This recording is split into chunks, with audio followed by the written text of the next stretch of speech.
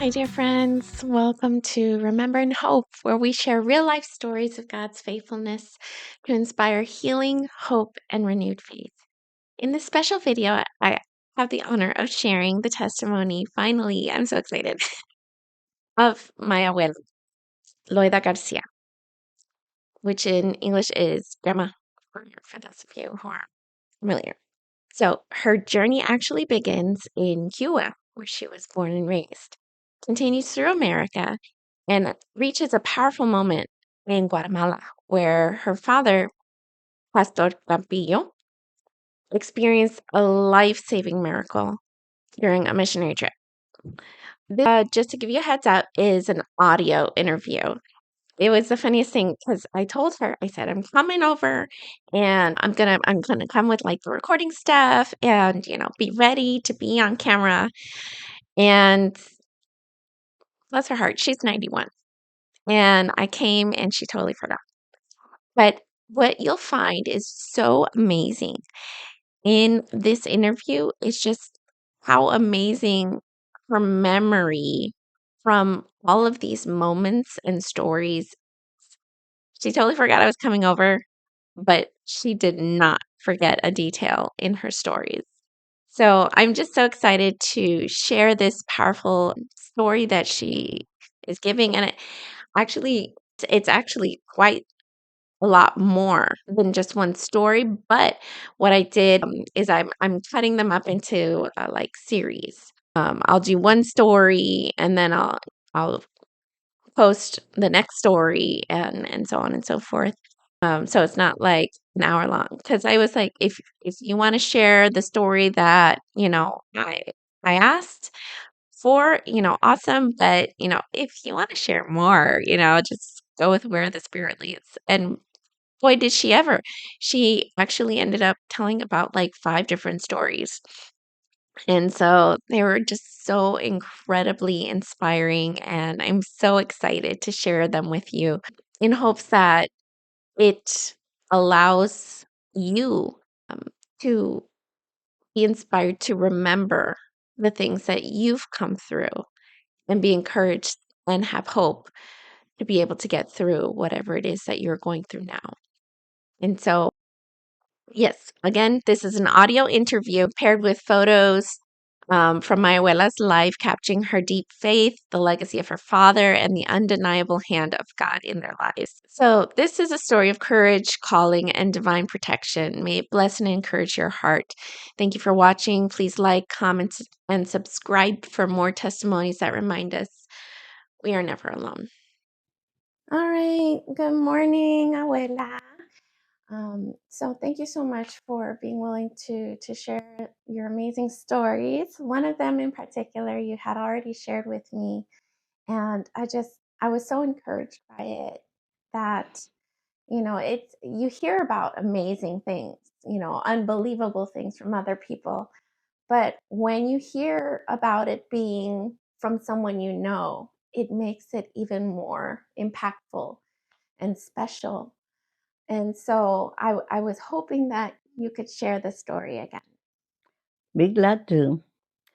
My father was a pastor in Cuba, and when I came first to United States to go to school, and years after that, they were ready to leave Cuba because Fidel Castro was in. When I was in Cuba, I was fortunately, um, I didn't have any problem with the school or the government or anything like that. But they did have a lot of problems because this, for instance, in the schools, the government made the children go to take tests on Sabbath for us, Saturday. And they have a lot of problems. They couldn't graduate because they did on purpose. Uh, you have to go to the graduation on Saturday, but if you don't, you won't get your diploma. Oh, Things wow. like that they did. Oh. And I was to the beginning of that in 1950. I was taking a class in history. I loved history. And the professor, he was really nice, but he had to do what the government told him to do. Right. So we had the first test. It was Sabbath Oh. to me, and I told the professor, "I'm sorry, but I'm not going. I'm not coming to take the test on my Sabbath, your Saturday." Mm-hmm. Well, fine. What you can do is take it to the end of the year, because you will take the first semester one part of the subject, the second semester and the third semester. That is easy. But if you don't go to the first semester to take the test, then you have to go to the end of the year and take the whole book. Oh. I said, fine, I will do that. So my father had a church in that city. It wasn't in Havana, it was in another city. And I said, Father, have the members in your church to pray for me so that they can. I'm going to take the test. And I'm not afraid of the test because I know the subject, Right. but that they don't put it back in Sabbath. So they were praying. When they put in the bulletin board there the days for the final test, whoever had to take it, when I looked, it was on Sabbath. Oh. I said, well, if I have to repeat the subject, I do it. Oh. But I'm not going to break the Sabbath. So I told him, the professor, and we kept praying. But then another of the teachers, I talked to her. She was really nice. I said, look at what happened to me. I love the history. That is my preferred subject, but I cannot do it on Sabbath. Right. And she was a friend to this teacher. They Oh. were good friends. Okay. So she went and talked to him and says, why are you making it so hard for Loida? Give it to her on a Wednesday. That's all you have to do. Okay, so he said yes. Of course, the Lord was working. Goodness. So I went and took the test on Wednesday, and I got 97 over 100. Oh, wow. After that, the professor called my father. He wanted to talk to him. So father came and he told me later that he told him, you know what?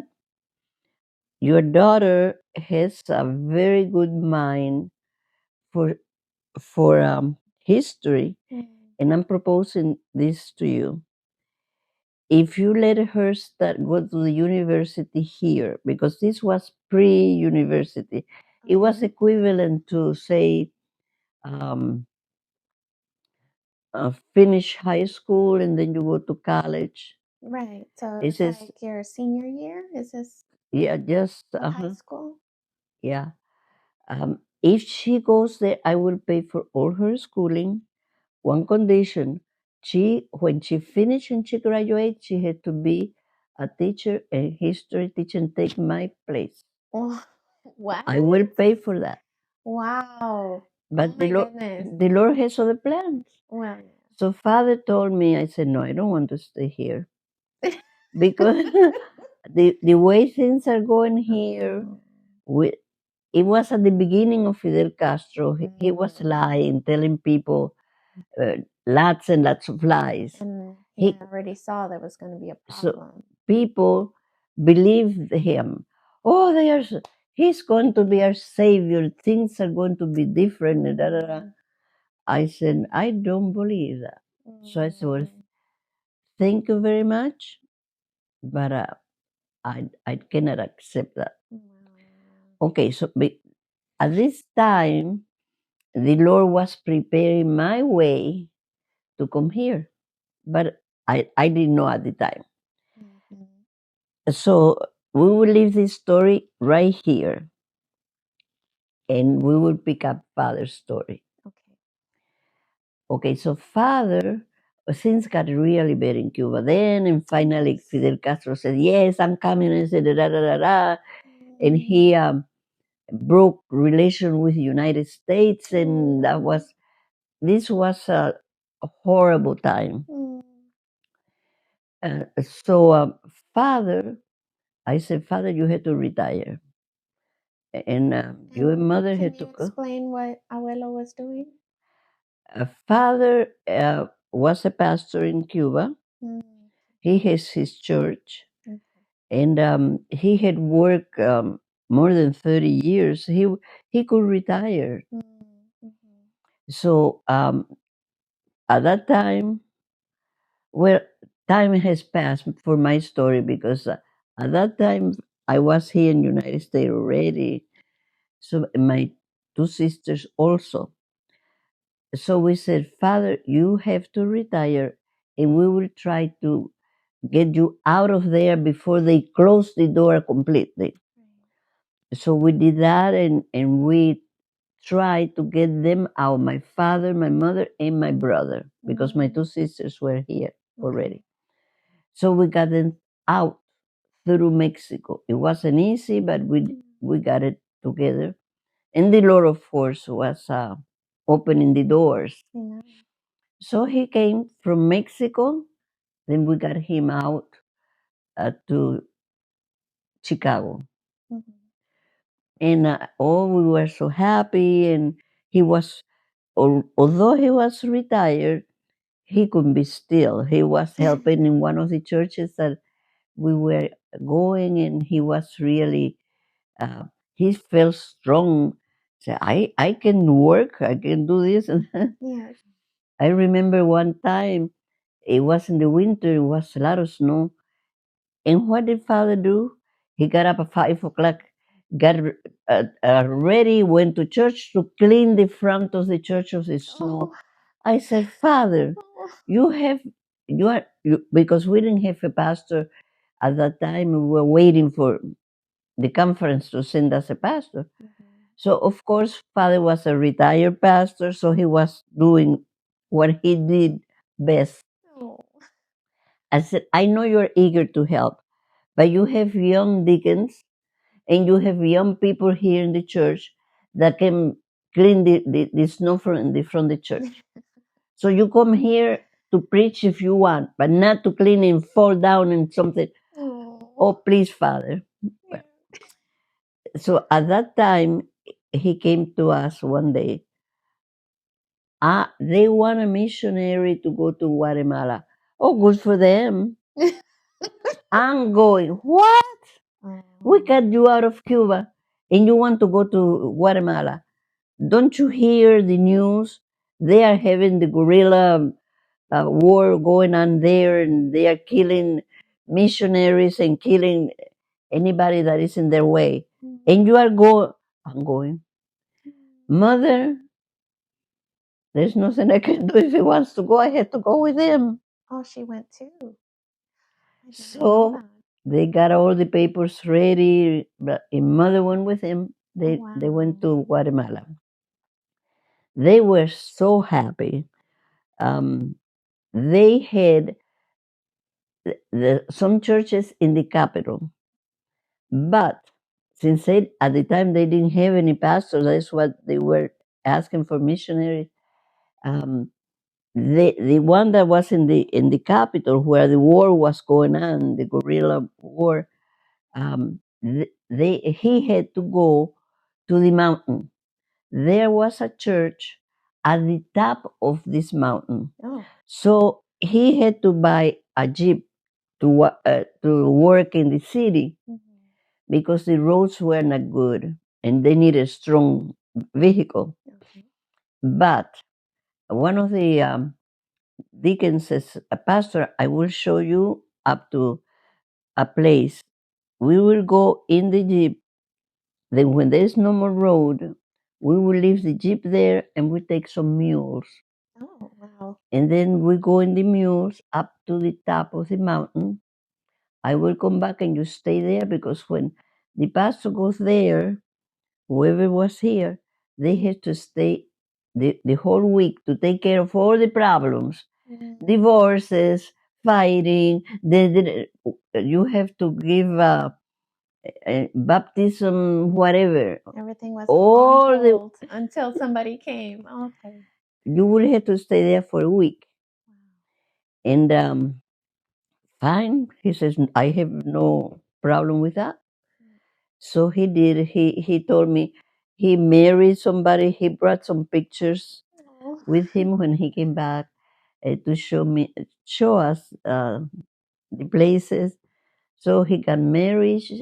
He got people got together, fixing different fights they had between themselves, and well, he got the church going for who knows how long, because there was so much work to do.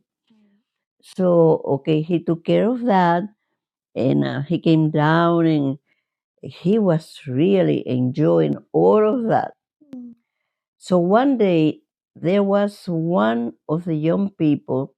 He Manuel was his name. My goodness, I remember after so many years. And Manuel wanted to be a pastor someday. So he says, Pastor, could I go with you when you go your missionary work and visit? I can show you the homes where they are. I can guide you, but at the same time, I want to learn. So you know what? I want to go to the United States someday, and I want to go to school there. He had lots of ambition, and Father said, sure, sure.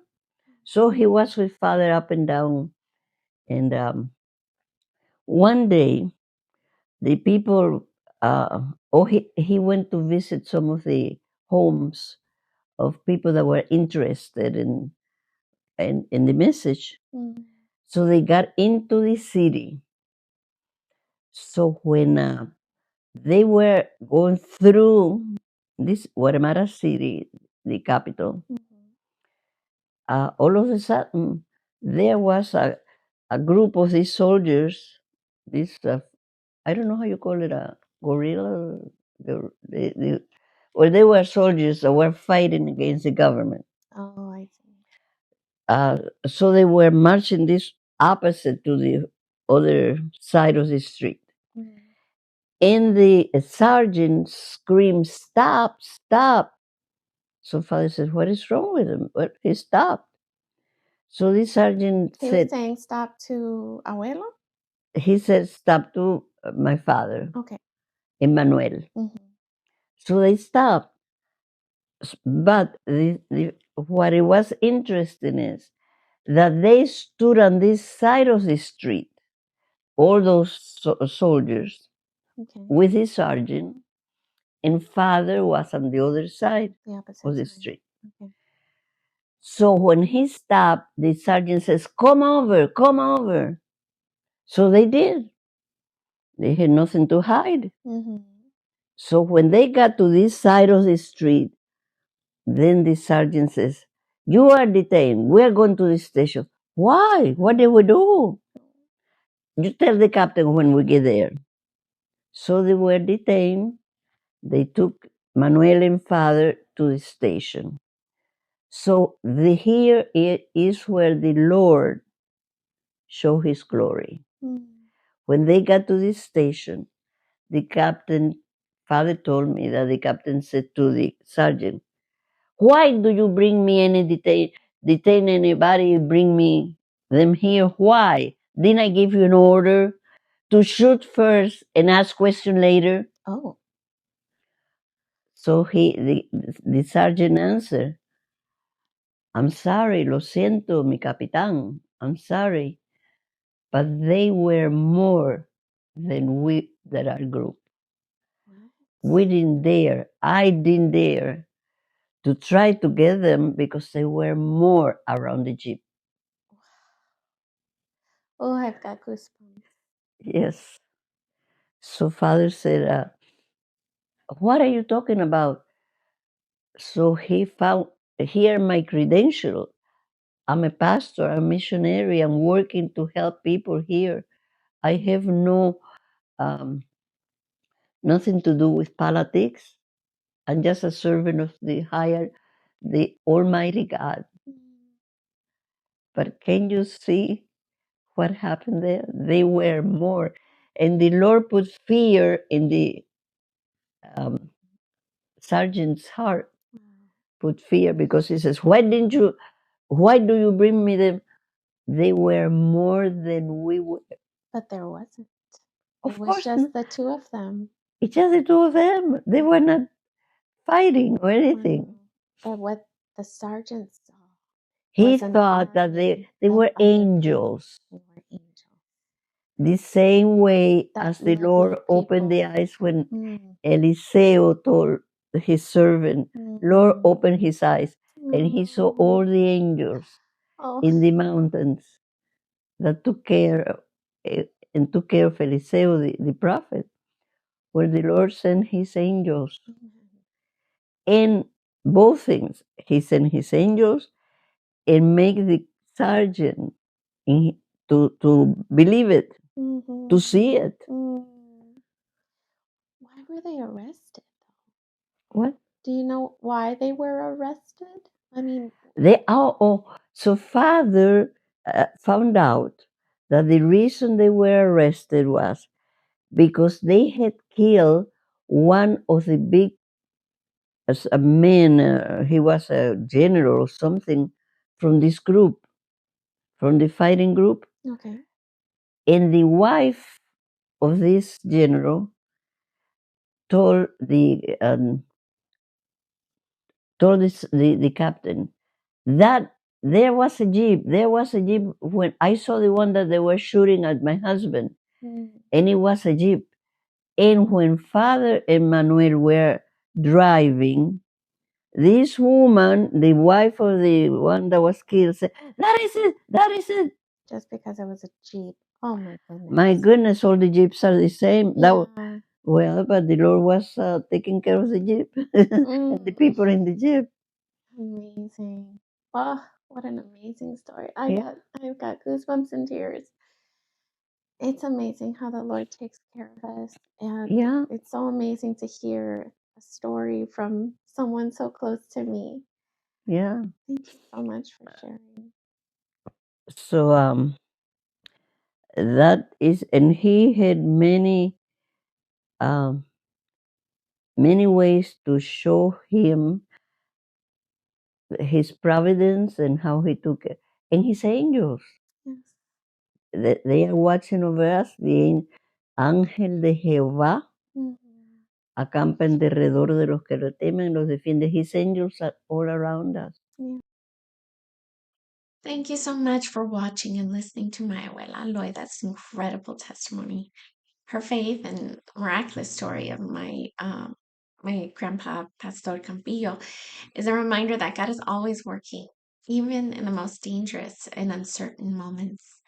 If this story touched your heart, please consider liking this video, subscribing to the channel, and sharing it with someone who needs encouragement today. We'll be sharing more powerful testimonies like this on Remember and Hope, so stay tuned. And remember, no matter what you're going through, there is always hope, and God is still writing your story.